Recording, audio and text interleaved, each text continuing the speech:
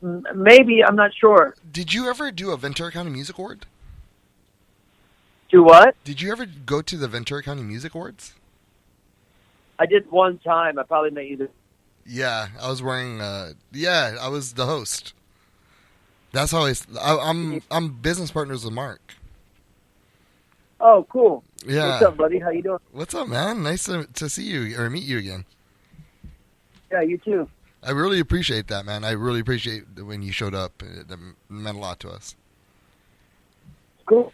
You guys still do that? Yeah, we still do it. It's going on its 6th year, and we got way bigger venues, and I wish you would have saw one of our better venues instead of the little place we're at.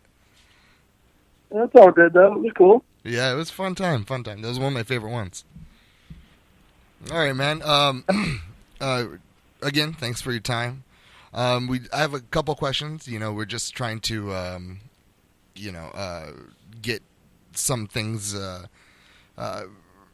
get like a memoirs of people and to put into the magazine, and also put it into a like an audio video type thing as like a gift for Kevin.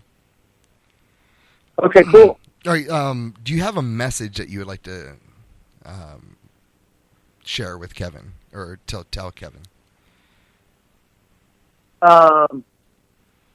Thank you for one. Is this going to be like word for word, like me talking kind of thing? We can do that. Yeah. I mean, that's what I would. Yeah, ideally. Like if you give him something, like from you got Lou from Sick of It All, and just like I don't know, a bunch of people. Hetson, we got Fletcher, and so everyone's kind of just given a message. We're gonna put it on like a CD to give to Kevin. So. Oh, okay. Okay, yeah, cool. Like a thank you message, right? Yes. Hello? Yes, that's correct.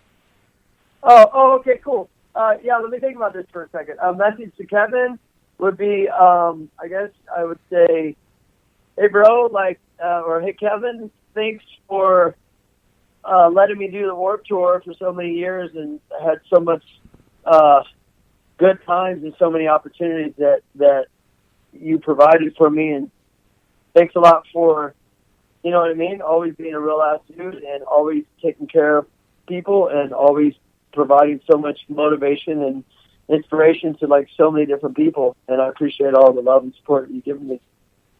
Stay rad, bro. Nice. Do you have like a fun story or a Fletcher story that you would like to share? A Fletcher story? Or a regular story? But every time we ask that question, like people are like, "All right, one time Fletcher," and so it's sort of like morphed into like, "What's your best Fletcher story?" I'm trying to think. I mean, there's a lot of them, but like, I mean, geez, I mean, Fletcher. You know, like when we did the tour, we were always the guys on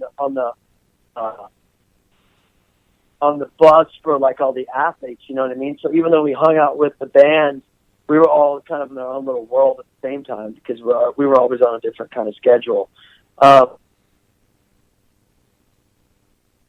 Big tour.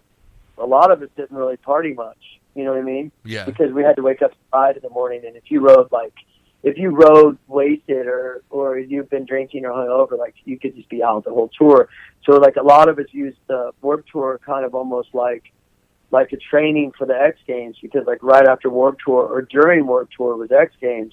So like a lot of us vert skaters I was the only vert biker, but the vert skaters seemed like we trained more like for the X Games, and the word training is kind of weird, but just get our run styles, you know what I mean?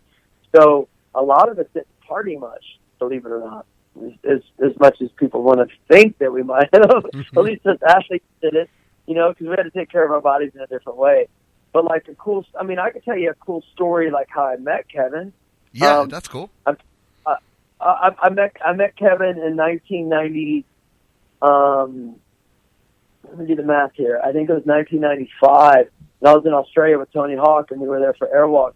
and it was at a different festival called the Big Day Out, and we went there for Airwalk, and we were riding and stuff, and we were like backstage hanging out, you know, and like no, it was 96. My bad, it was 1996, and I remember like I'd heard about the Warped Tour in '95, and that was like a dream tour to me because like you would be like, oh, these bands and you're riding and stuff is sick, and like I think Kevin was there working with some other band. I want to say Pornos for Pirates.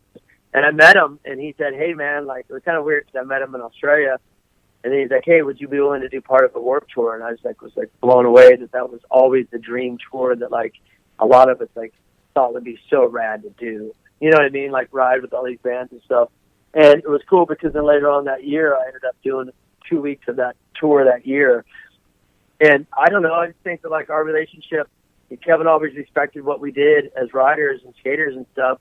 And he was always real supportive of it when a lot of people weren't, you know, and at least at that level. And so, I mean, it's not like a crazy, you know, wild story or anything, but like it was just kind of cool how we met in Australia and then we linked up, and then I ended up doing so many years of the Warped Tour after that. You know, it's a big part of my life. So, but I mean, like crazy stories of guys and stuff on tour, man, I can't even think right now because I did so many years of that tour that, like, after a while, it just felt like Groundhog Day, you know? Yeah. Like you didn't really leave the venue because, well, you didn't at all because you didn't have a car. And so you were just, like, parking lot to parking lot. You wake up on the bus, go out into the chaos, come back to the bus, get in the bus, leave. You never left the parking lot half the time. So, you know, you saw so many, you know, typical stories of people, like, you know, that you would think on tour happened probably, but, like, for the most part, man, we were real dialed and focused on just trying to stay healthy because when you're like a rider on the tour or a skater, it's brutal on your body, you know, and you have to be able to last like, you know, 2 months straight of hardcore demos every day, you know. Yeah. So we were kind of more. I know it sounds like we might have sounded like we were boring, and we had our own shenanigans going on, but like we were pretty like just focused on like. Just hyped to make it through the day and not get hurt. You know what I mean? Yeah. Yeah. But like crazy Fletcher stories, no man, Fletcher's cool. Like I just saw them play, you know, like we would just, a lot of times, like, I'm just going to ramble here for a second, but a lot of times when you're on tour, everybody's like a family, you know, and so you just kind of see people in passing more because everybody has to be at a certain place at a certain time, you know what I mean? At least we were on a hardcore schedule. And I'm sure the bands were too. So I don't know. I don't have any crazy stories that I can remember offhand. I just remember everybody was always just a big family. But you know, within the first couple of weeks of the tour, everybody just kind of got to know everybody. You know. Yeah. And my last question is, what is your favorite Warped Tour memory? Okay, here's a good one. My favorite Warped Tour memory was I got to sing Minor Threat, and this goes with Pennywise. Because Pennywise is a good friend of mine. Is I got to sing Minor Threat 1 year.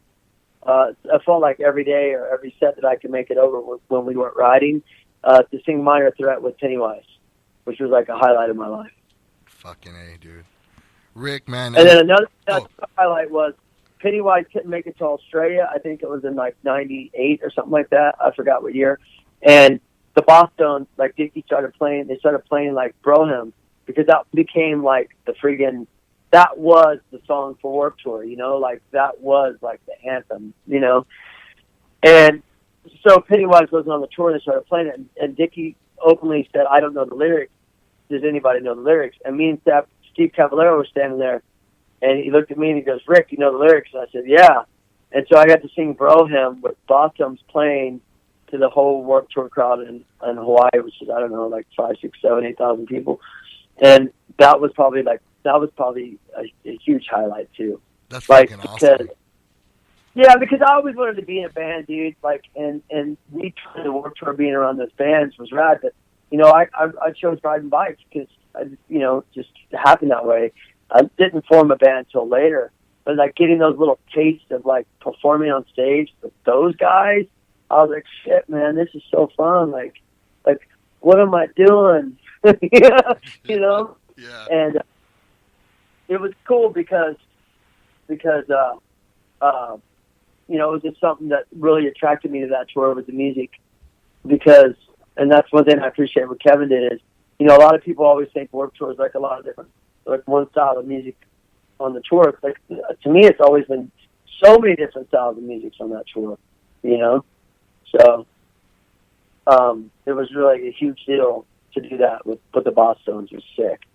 And the reason they did that, the Bosstones played it, was because that was like respect to Pennywise, because they couldn't make the Hawaii part of that tour, you know? So, anyhow, right place, right time, I guess. That's awesome, man.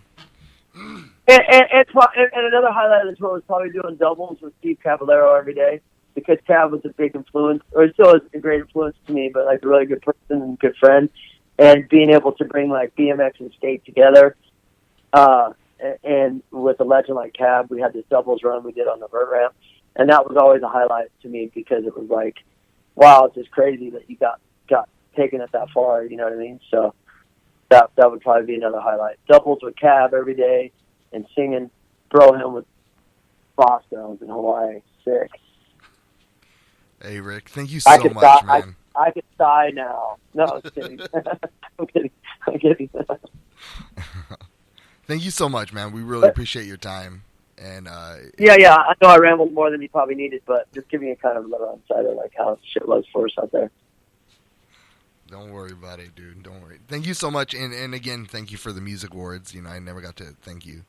That was pretty fucking awesome. Okay, yeah.